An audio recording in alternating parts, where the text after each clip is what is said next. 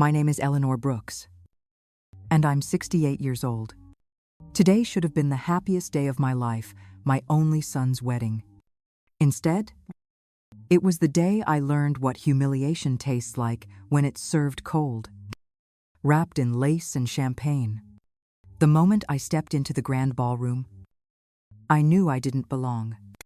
Vivian, my soon-to-be daughter-in-law, looked like perfection, sculpted from ice. She didn't need to raise her voice to wound me. Her smile did the job. "We'll seat your mother in the back," she'd told the coordinator earlier that morning. That navy dress might clash with the decor, and her modest style could distract from the photos. My son, Brandon, just nodded, his eyes darting away from mine.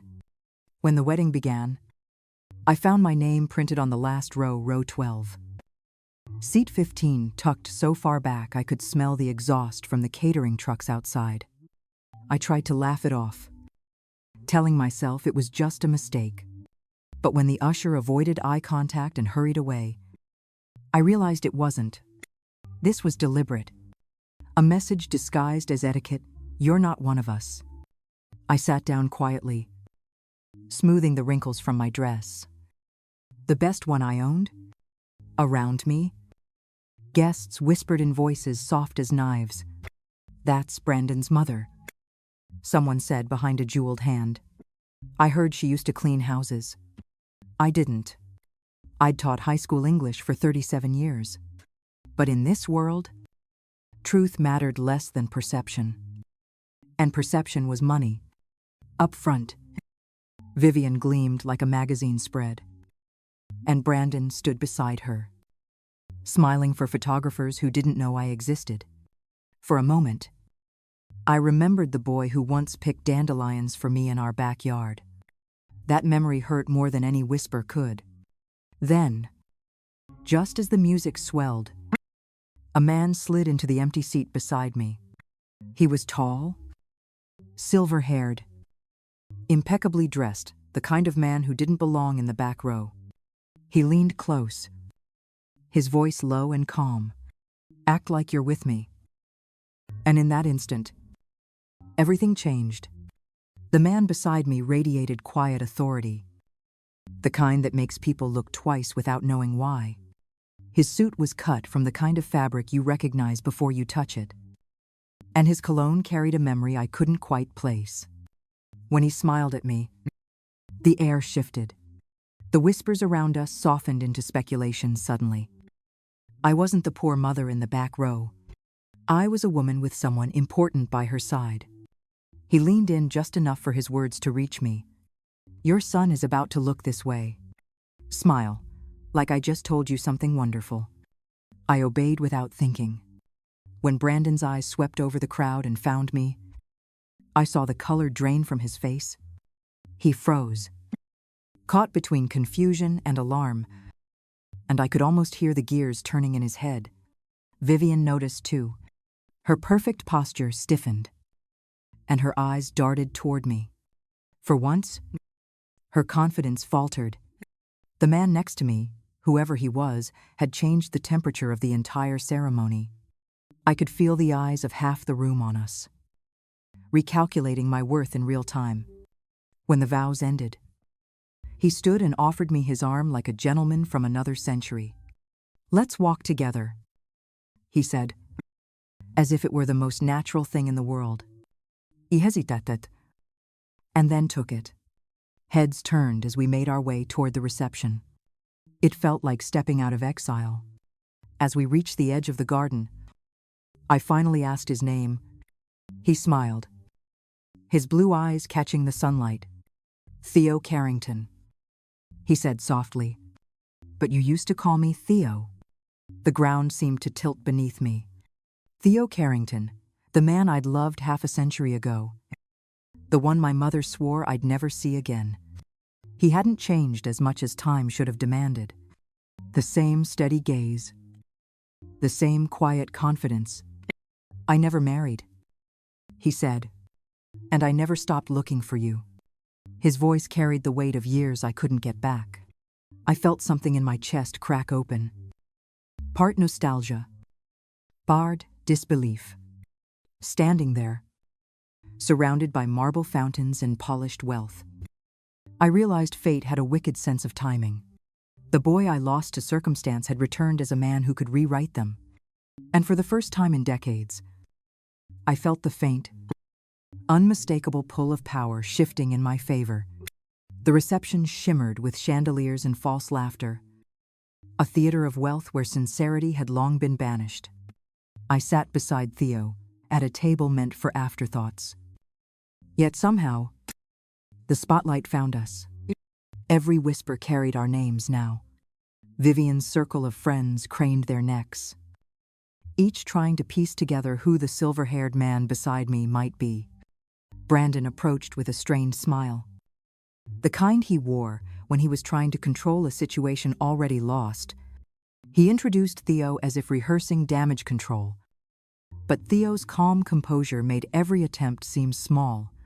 Vivian joined, her perfume sharp enough to cut glass.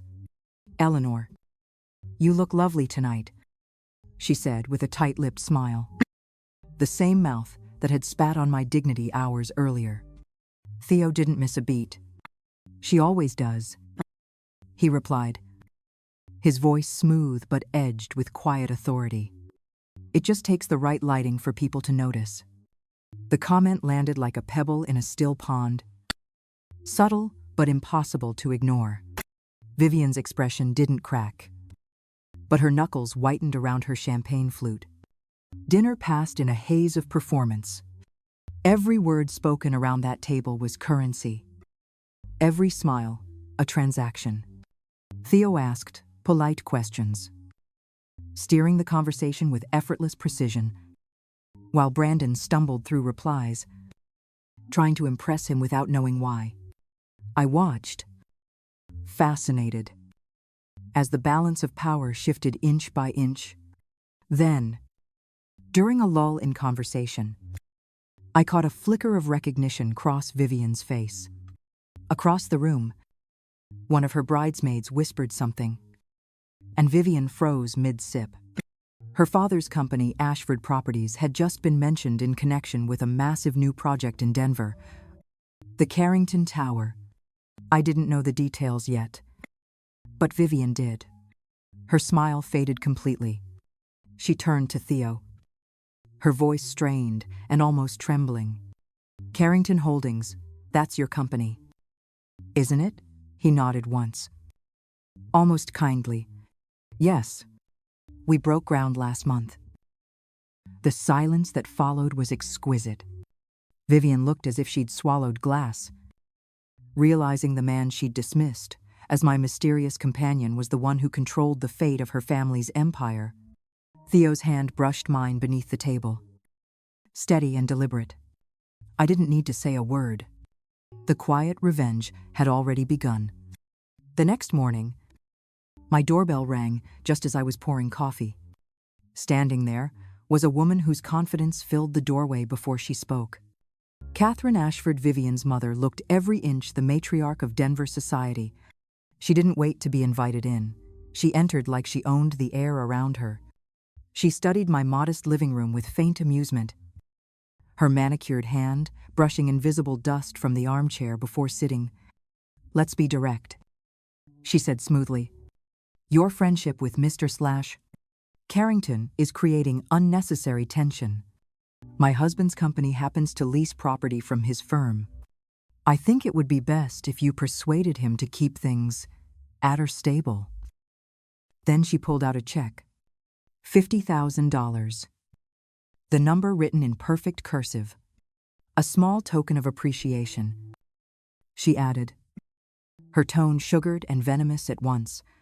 I looked at the paper, then at her. For a moment, I imagined the years of silence, the decades of being treated as less. Then I tore the check in half. The sound of paper ripping was louder than any slap. Catherine's mask cracked, her composure slipping into disbelief. "You're making a mistake," she hissed. "The Ashworth family can make life very uncomfortable for people who cross us." I smiled, calm and deliberate. You already did. The difference now is, I'm not afraid of you anymore. After she left, the quiet of my house felt electric. I called Theo and told him everything. His voice was measured, but I could hear the satisfaction underneath. They just handed us the moral high ground. He said, now we'll give them a lesson they won't forget. By that afternoon, we were in his downtown office, signing documents with his attorney. The new lease for Ashford Properties would include behavioral clauses, public apology, community service, and a formal commitment to ethical conduct, the kind of humiliation that mirrored what they'd inflicted on me. Only this time, written in legal ink. As my pen met the page, I felt a strange calm settle over me. This wasn't revenge for revenge's sake. It was justice. Meticulously signed, sealed, and about to be delivered. By the next morning, Denver's business circuit was buzzing with one piece of news. Carrington Holdings had issued a revised lease to Ashford Properties. The terms were ruthless, but perfectly legal, an ultimatum wrapped in polished professionalism. They had 72 hours to comply or vacate their headquarters. For the Ashworth family, it wasn't just a deadline. It was a ticking clock on their entire empire. Brandon called first. His voice was tight, panicked, stripped of its usual control. Mom, this is going too far, he said, as if I were the one holding the contracts. I listened quietly, letting him fill the silence with excuses about misunderstanding, about timing, about how this wasn't personal. But for me, it had always been personal. Every slight, every whispered insult had led here. When I finally spoke, my voice was calm. This isn't about revenge, Brandon. It's about consequences. They taught you that in law school, didn't they? He didn't answer. I could almost hear him struggling between loyalty to his wife and the growing realization of what his silence at the wedding had cost him. For the first time, I didn't rescue him from his discomfort. He needed to sit in it. Meanwhile, the Ashworths scrambled. Catherine's calls went unanswered by Theo's office. Richard Ashworth tried appealing to board members who suddenly discovered prior commitments. The family's name, once a symbol of stability, became a warning whispered in elevators. Theo didn't have to destroy them, he only had to let gravity do its work. That evening, Theo poured 2 glasses of wine on his balcony overlooking the city. They'll break, he said quietly. The question is, who cracks first, Vivian? Her father? Or your son? I didn't answer right away. I was thinking about that night at the wedding. About the shame I'd swallowed to keep peace. Let them all crack, I said finally. It's time they learned what pressure feels like. By the end of the second day, Brandon's messages changed tone. The confidence was gone, replaced by pleading, Mom, please, talk to him. Don't let this happen. But this time, I didn't rush to ease his fear. Justice, I realized, requiert patience. And sometimes, the most powerful thing you can do is nothing at all. Friday arrived bright and clear, as if the city itself wanted a front-row seat. The charity luncheon at the Denver Country Club was the kind of event where reputations were polished and power was paraded. Every major family was there, including the Ashworths. Seated squarely in the middle of the room, trying and failing to look composed. Theo and I were led to the front, our names printed on elegant place cards, positioned exactly where everyone could see us. I could feel the shift in the air the moment we entered. Conversations softened into murmurs. The same women who had ignored me at the wedding now smiled too brightly, their curiosity barely masked. I had spent a lifetime being invisible in rooms like this. But not today. Today, Every eye was waiting for a reckoning. When the speeches ended, Vivian rose from her chair. Her white dress was immaculate, her voice steady at first, though I saw her hand tremble slightly as she gripped the microphone. "There's something I need to say," she began, her gaze sweeping the audience before settling on me. The room fell silent. "Last week, at my wedding, I said something cruel to my mother-in-law, Eleanor Brooks. I told her that her poverty would embarrass our family." No one breathed. Vivian's eyes glistened, though whether from shame or strategy, I couldn't tell. "I was wrong," she continued. "Eleanor devoted her life to educating young people and raising the man I love. She deserves honor, not humiliation. I let arrogance blind me, and I deeply regret it." The words hung heavy in the air, thick with the weight of forced sincerity. Applause rippled through the crowd, hesitant at first, then growing as people decided how they wanted to be seen. I stood slowly, meeting Vivian's gaze across the polished tables and crystal glasses. "Your apology is noted," I said clearly, my voice carrying through the silence. "And appreciated." The pause that followed was deliberate. Forgiveness takes time. Theo's hand brushed mine beneath the table, steady and proud. Around us, the crowd murmured, unsure whether they'd just witnessed redemption or execution. As we left the ballroom, cameras flashing and whispers swirling, I realized something simple and profound. Justice doesn't always roar. Sometimes, it stands up quietly, accepts an apology, and refuses to bow. Sunlight poured through the club's tall windows as Theo and I stepped outside. The air cool and crisp against the weight that had finally lifted. Neither of us spoke for a moment. The world felt quieter, lighter, like it had exhaled with me. I wasn't the woman who'd been seated in the back row anymore. I was someone who had faced the storm and walked out untouched. Theo opened the car door, his expression soft but proud. "Any regrets?" he asked. I shook my head. "Not one," I said, and I meant it. For years, I tried to earn respect through patience and silence. Today, I learned that dignity doesn't ask for permission, it takes its place. As we drove past the gardens of the country club, I saw Vivian through the glass doors, surrounded by people who suddenly treated her like porcelain. She was learning, perhaps for the first time, what real vulnerability felt like. I didn't hate her. I simply hoped she'd remember that day every time she judged someone by their bank balance. When we reached Theo's car at the curb, my phone buzzed. A message from Brandon. "Mom, can we talk?" It read. I stared at the screen for a long time before replying. "Tomorrow?" I wrote. "Your move." Then I turned the phone off. For once, the silence didn't feel empty. It felt earned. Theo reached for my hand as the car pulled away. The city stretching before us in shades of gold. Somewhere between grief and justice, I had found something better, peace. For 50 years, I'd lived by other people's choices.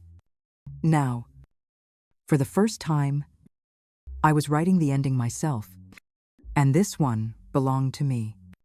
Thank you for staying with me through this story. If it struck a chord or reminded you of your own battles, share your thoughts below. Your voice matters here. Don't forget to subscribe for more true-to-life stories of justice, strength, and redemption.